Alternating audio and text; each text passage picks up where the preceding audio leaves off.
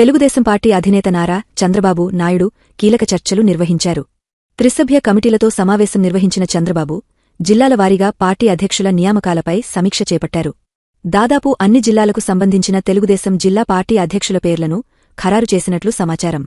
కొన్ని జిల్లాల్లో ఒకట్రెండు అభ్యంతరాలు వ్యక్తమైనప్పటికీ వాటిని పరిశీలించిన అనంతరం తుది జాబితాకు ముఖ్యమంత్రి చంద్రబాబు నాయుడు ఆమోద ముద్ర వేసినట్లు విశ్వసనీయ వర్గాలు తెలిపాయి.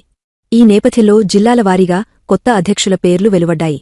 తిరుపతి జిల్లా పార్టీ అధ్యక్షురాలిగా పనబాక లక్ష్మిని నియమించారు. చిత్తూరు జిల్లా అధ్యక్షుడిగా షణ్ముగాన్ని ఖరారు చేశారు.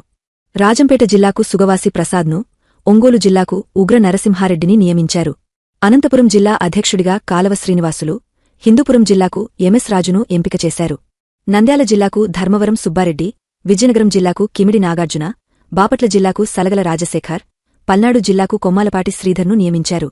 గుంటూరు జిల్లాకు పిల్లి మాణిక్యాలరావు, ఎన్టీఆర్ జిల్లాకు గద్దె అనురాధ, కృష్ణ జిల్లాకు వీరంకి గురుమూర్తి బాధ్యతలు స్వీకరించనున్నారు. ఏలూరు జిల్లా అధ్యక్షుడిగా బడేటి చంటి, పశ్చిమ గోదావరి జిల్లాకు రామరాజు, తూర్పు గోదావరి జిల్లాకు బొడ్డు వెంకటరమణ చౌదరిని ఖరారు చేశారు. అంబేద్కర్ కోనసీమ జిల్లాకు గుత్తుల సాయి, కాకినాడ జిల్లాకు జ్యోతుల నవీన్ నియమితులయ్యారు.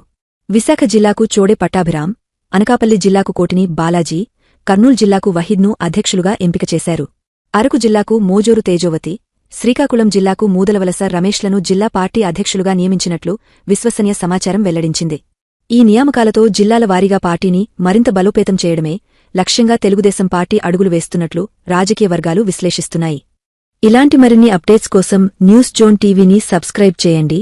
లైక్, షేర్ అండ్ కామెంట్ చేయడం మర్చిపోవద్దు. జై హింద్.